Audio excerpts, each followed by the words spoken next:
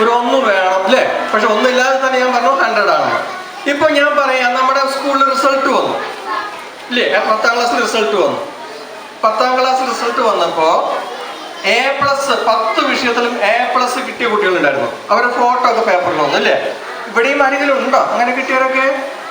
ഉണ്ടെങ്കിൽ സന്തോഷം. ഓക്കെ, ദൈവം അനുഗ്രഹിക്കട്ടെ. അപ്പൊ A+ കിട്ടിയ കുട്ടികൾക്ക് എത്ര A കിട്ടി?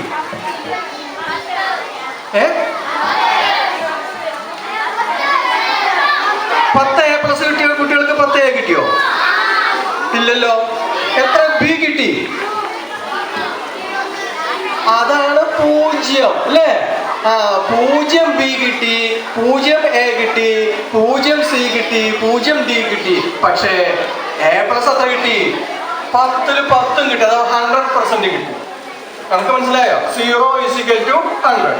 ഇനി ഒരു സ്കൂളിലെ 100 കുട്ടികൾ SLCക്ക് പഠിച്ചു വിചാരിച്ചു. 100 കുട്ടികളും പാസ്സായി. അപ്പൊ എത്ര കുട്ടികൾ തോറ്റു? 0 കുട്ടികൾ തോറ്റു സമം 100 കുട്ടികൾ ജയിച്ചു. അപ്പൊ 0 = 100. 0 തോറ്റപ്പോ 100 ജയിച്ചു. കാര്യം മനസ്സിലായോ നിങ്ങൾക്ക്? 100 തോറ്റപ്പോ എത്ര പേര് ജയിച്ചു?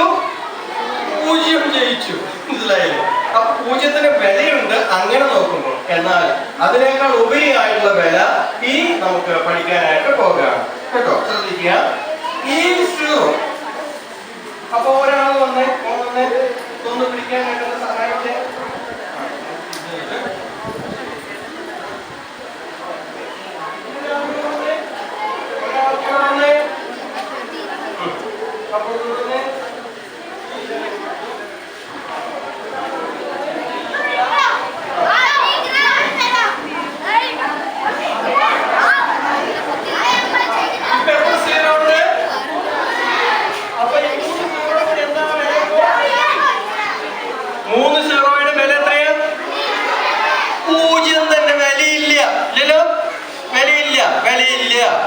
ഒരു 0 കൂട്ടിയാലോ വില ഉണ്ടാവുമോ?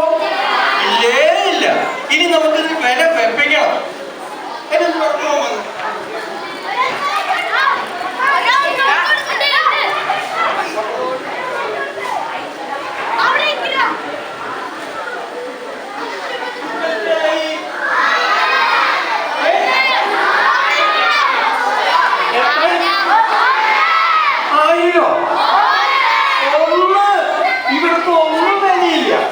ഇദ്ദേഹത്തിന് വിലയില്ല, ഇദ്ദേഹത്തിന് വില. പുള്ളിക്കാരവിടെ എഴുന്നേറ്റ് വില വേണമെന്നുണ്ട് അല്ലേ? അമ്മമാരെ പിടിച്ച് അവിടെ നിർത്തിയപ്പോ വിലയായി. ഇവർക്ക് ആകെ വിഷമായി. ഞങ്ങള് വെറും 0 മാത്രം 0-കാരായിട്ട് നിൽക്കുകയാണല്ലോ. പക്ഷെ 1 മാർക്ക് കിട്ടിയാൽ അവനാ വില വന്നു അല്ലേ? 1ന് വില വന്നു. ഇത്രയും എത്ര പേര്? 1, 2, 3, 4 പേരുണ്ടായിട്ടും ആർക്കാ വില വന്നത്? ആ 1ന് വില വന്നു. ഈ കാര്യം ചെയ്യാൻ മോനെ കിട്ടുന്നേ.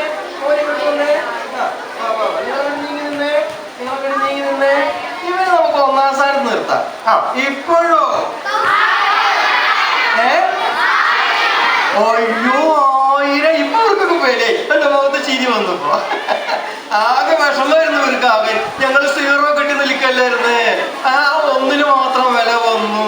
ഇങ്ങനെ വിഷമിച്ചിരിക്കുമ്പോ ഇവരെ പിടിച്ച് ഇവിടെ നിർത്തിയപ്പോ എന്തായിരിക്കും? ഇപ്പൊ അവർക്ക് എല്ലാം വില. ഇപ്പൊ എത്രയായി?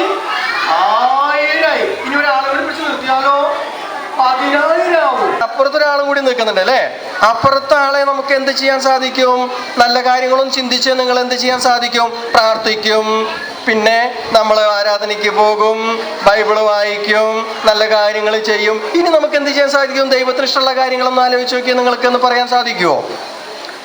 പപ്പയും അമ്മയ്ക്ക് അനുസരിക്കും, കളവ് പറയില്ല, കളവ് ചെയ്യില്ല, അതൊക്കെ നല്ല. പക്ഷെ അപ്പുറത്തൊരാൾ നിൽക്കണ്ട്. ആ ആളുടെ എത്ര എമൗണ്ട്? ആ ആളുടെ എണ്ണം എത്ര? ഏറ്റവും അറ്റത്തുള്ള ആളുടെ 1. ആ 1നെ നമുക്ക് യേശു കർത്താവായിട്ട് ഉപമിക്കാൻ പോയി ഞാൻ. 1 ആരാണ്? യേശു കർത്താവ് അഥവാ ദൈവം. നമ്മുടെ ജീവിതത്തിലെ ബൈബിൾ വായിക്കും, പ്രാർത്ഥിക്കും, പ്രാർത്ഥനകൾക്ക് പോകും, അതുപോലെ നല്ല കാര്യങ്ങൾ ചെയ്യും, കളവ് പറയില്ല, കളവ് ചെയ്യില്ല, നല്ല സമൂഹത്തിലൊക്കെ നന്നായി ജീവിക്കും. പക്ഷേ ഏറ്റവും അവസാന സ്ഥാനം ദൈവത്തിന് കൊടുക്കുകയാണെങ്കിലോ ഈ പൂജ്യങ്ങൾക്ക് വല്ല വിലയുണ്ടോ? ഈ ചെയ്ത കാര്യങ്ങൾക്ക് വല്ല വിലയുണ്ടോ? എന്താ അഭിപ്രായം? ചെയ്ത നല്ല കാര്യങ്ങൾ, പ്രാർത്ഥനയ്ക്ക് പോണു, പ്രാർത്ഥിക്കണു, വേദപുസ്തകം വായിക്കണു, ബൈബിൾ ക്ലാസ്സിന് വരണു, VBSന് വരണു, അതുപോലെ തന്നെ നല്ല നല്ല കാര്യങ്ങൾ ചെയ്യണു, കളവ് പറയാതെ നേര് മാത്രം സത്യം മാത്രം പറഞ്ഞ് ജീവിക്കണു. ഇങ്ങനെയൊക്കെ ചെയ്തിട്ടും ദൈവം ജീവിതത്തിൽ ഇല്ലെങ്കിൽ ഒരു പ്രയോജനവും ഇല്ല. പക്ഷെ ദൈവത്തിന് നമ്മൾ ഏറ്റവും അവസാന സ്ഥാനം കൊടുത്തെങ്കിലോ എന്തായിരിക്കും ജീവിതത്തിന്റെ വില? ആർക്കാ വിലയുള്ളത് ജീവിതത്തില്? നമ്മൾ ചെയ്ത കാര്യങ്ങൾക്ക് ഒന്നിനും വിലയില്ല. ആർക്ക് മാത്രം വില? ദൈവത്തിന് മാത്രം വില. ഇത്തേക്ക് കൊണ്ടുവന്നാൽ നേരത്തെ പറഞ്ഞ കാര്യങ്ങളൊക്കെ ഇപ്പൊ എങ്ങനെയായി? പ്ലസ് പോയിന്റ് ആയി അല്ലേ? ഇപ്പൊ എത്രയായി എമൗണ്ട്? നേരത്തെ ആദ്യം പറഞ്ഞ എമൗണ്ടിലേക്ക് എത്രയായി? 1000 ആയി. വാല്യൂ വന്നു, വില വന്നു. ജീവിതത്തിന് വില വരണമെങ്കിൽ ആര് വേണം ജീവിതത്തില്? ആര് വേണം ജീവിതത്തില്? യേശു കർത്താവ്, ദൈവം ജീവിതത്തിൽ വന്നെങ്കിൽ മാത്രമേ ജീവിതത്തിന് വില ഉള്ളൂ, അല്ലെങ്കിൽ വിലയേ ഇല്ല. നമ്മൾ നല്ല കാര്യങ്ങൾ ചെയ്യുന്നുണ്ട്, പക്ഷെ അതിന് വിലയില്ല.